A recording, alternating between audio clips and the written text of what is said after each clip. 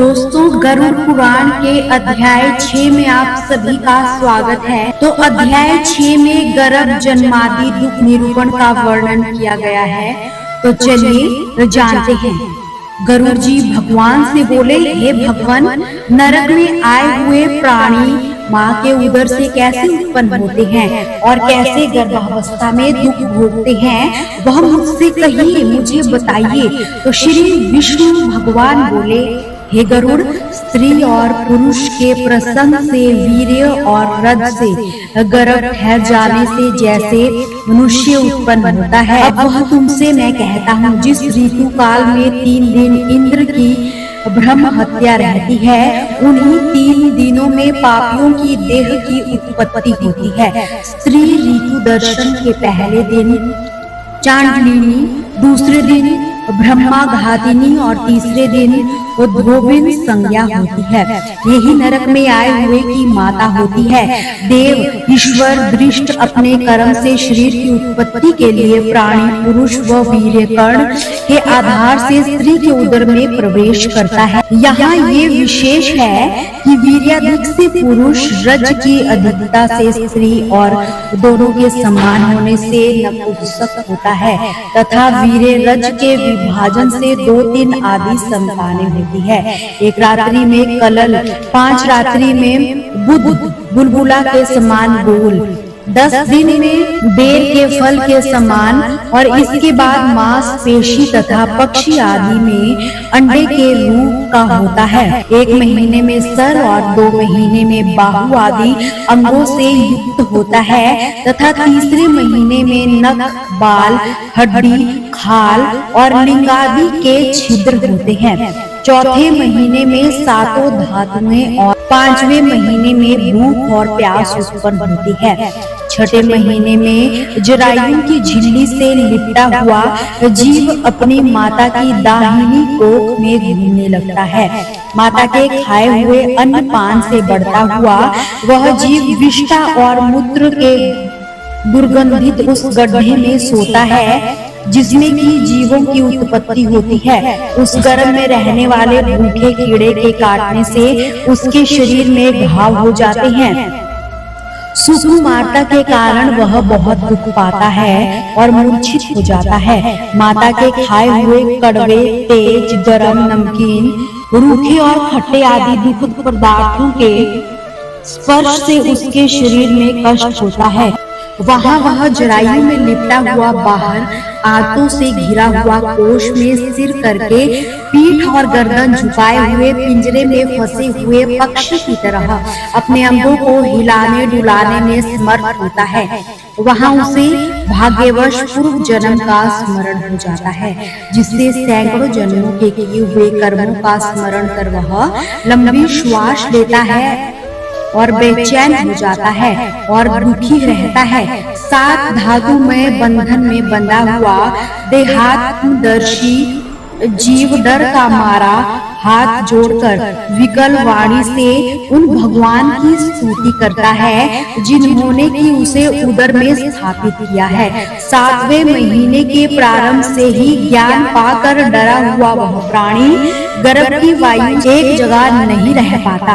जैसे कि पेट में विष्ठा का कीड़ा जीव विनती करता है कि हे लक्ष्मीपति, जगत के आधार, अशुभों पापों का नाश करने वाले, शरण में आए हुए का पालन करने वाले, मैं आपकी शरण में हूँ। हे नाथ, आपकी माया से मोहित हुआ शरीर में और स्त्री पुत्रों में मैं और मेरे अभिमान से, अर्थात यह मेरा शरीर है, यह पुत्र है, यह मेरी स्त्री है, इस संसार को प्राप्त हुआ हूँ। जिन कुटुंबियों हेतु मैंने शुभ और अशुभ कर्म किए थे, उनसे मैं अकेला ही दुख हो रहा हूँ। वे फल भोगने वाले तो चले गए, यदि मैं इस योनि में छूट जाऊंगा तो फिर ऐसा उपाय करूंगा जिससे मैं मुक्त हो जाऊं। विष्ठा और मूत्र के कुएं में पड़ा और जठराग्नि से दग्ध मैं यहाँ से निकलने की इच्छा करता हूँ। हे भगवान, मुझे कब इस दुख से मुक्त करोगे जिसे दीन दयालु ने मुझे ऐसा ज्ञान दिया है। मैं उन्हीं की शरणागत में हूँ, फिर मेरा संसार में आवागमन ना हो। मैं इस गर्भ से बाहर कभी नहीं जाना चाहता हूँ, क्योंकि ऐसा होने पर निश्चित ही पाप कर्मों से मेरी दुर्गति हो जाएगी। इसलिए बड़े दुख में पड़ा हुआ मैं क्लेश रहित हूँ। आपके चरणों का सहारा लेकर संसार अपना उद्धार करूंगा। श्री भगवान बोले, हे गरुड़, इस प्रकार की मति वाला दूरदर्शी जीव 10 महीने गर्भ में स्तुति करता हुआ नीचे को मुख किए हुए प्रसूति की वायु से पैदा होने के लिए प्रेरित किया जाता है। उस गर्भ वायु से एकाएक फेंका हुआ वह दुखी प्राणी नीचे को सिर किए हुए बड़े कष्ट से बाहर निकलता है, जिससे श्वास लेना भूल जाता है और उसकी समृद्धि नष्ट हो जाती है। पृथ्वी पर पड़ा हुआ वह विष्टा मूत्र में पड़े हुए विष्टा के कीड़े की भांति चेष्टा करता है। इसके विपरीत गति को प्राप्त हुआ वह पूर्व का ज्ञान नष्ट हो जाने से अज्ञानतम वश रोने लगता है। गर्भ में, रोग में, शमशान में और पुराण सुनने से जो मति होती है, यदि वैसी मति स्थिर रहे तो बंधन से और नहीं छूट जाए। कर्म भोग के बाद जब वह गर्भ के बाहर आ जाता है, तभी विष्णु की माया उसको मोहित कर लेती है। तब माया से मोहित वह विवश हो कुछ बोल नहीं पाता। पराधीन होने में बालकपन के दुख को भोगता है।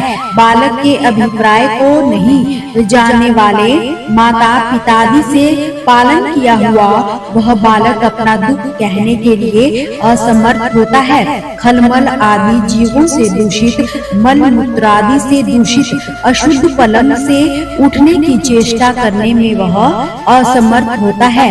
डांस, मच्छर और खटमल आदि जीव उसकी कोमल खाल में काटते हैं, तब वह ज्ञान रहित होने से रोता है।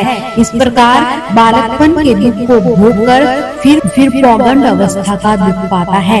तदंतर यौवनावस्था में आकर आसुरी संपत्ति, दर्प, अभिमानादि को पाता है और फिर तब छोटे व्यसनों में पड़ा हुआ नीचों की संगति करता है तथा वह महाकामी, लंपट, शास्त्र और सज्जनों से बैर रखता है। देवा माया रूप स्त्री को देखकर उसके हाव भाव कटाक्षादि से लोभित अजितेंद्री अग्नि में पतंग के समान अधतम नरक में गिरता है। मृग, हाथी, पतंग, भौरा और मछली ये पांचों पृथक पृथक एक इंद्रिय के विषय में ही फंसकर मारे जाते हैं, और यह एक प्रमादी जो पांचों इंद्रियों से पांचों विषयों का सेवन करता है, क्यों नहीं मारा जाए। इच्छित वस्तु के न मिलने पर अज्ञान से क्रोध बढ़ जाता है तथा देह के साथ बढ़ते हुए शोक, अभिमान और क्रोध से वह कामी अपने नाश के लिए दूसरे कामी से लड़ा करता है तथा अधिक बलवान के हाथों वह मारा जाता है। जैसा एक हाथी अन्य हाथी से लड़ता हुआ मारा जाता है, इस प्रकार वह मूढ़ प्राणी विषय में आसक्त होकर अत्यंत दुर्बल मनुष्यतम का व्यर्थ ही नाश करता है। अतः इससे बढ़कर कौन पापी होगा। पशु आदि सैकड़ों जातियों में से पृथ्वी पर मनुष्य का जन्म पाना दुर्लभ है। मनुष्यों में भी ब्राह्मण होना अति दुर्लभ है। उस ब्राह्मण शरीर को पाकर जो यम, नियम, ध्यान, धारणा आदि धर्मों का पालन नहीं करता और इंद्रियों का ही पोषण करता है, उसने आलस्यवश हाथ में आए हुए अमृत को गिरा दिया है। तरुणावस्था पश्चात बुढ़ापा पाकर बड़ी बड़ी व्याधियों से घिरकर वह मर जाता है और पहले के समान अत्यंत दुखदायक नरक को पाता है। इस प्रकार आवागमन रूप कर्म के पाश में बंधे हुए पापी मेरी माया से मोहित हो कभी भी वैराग्य को नहीं पाते। हे गरुड़, इस प्रकार अनिर्दिष्ट कर्म से हीन पापियों की नाराकाई गति तुमसे कही। अब और क्या सुनने की इच्छा रखते हो? तो दोस्तों, ये था गरुड़ पुराण का अध्याय 6, जिसमें गर्भ जन्मादि दुख निरूपण का वर्णन श्री विष्णु भगवान ने गरुड़ जी से किया था।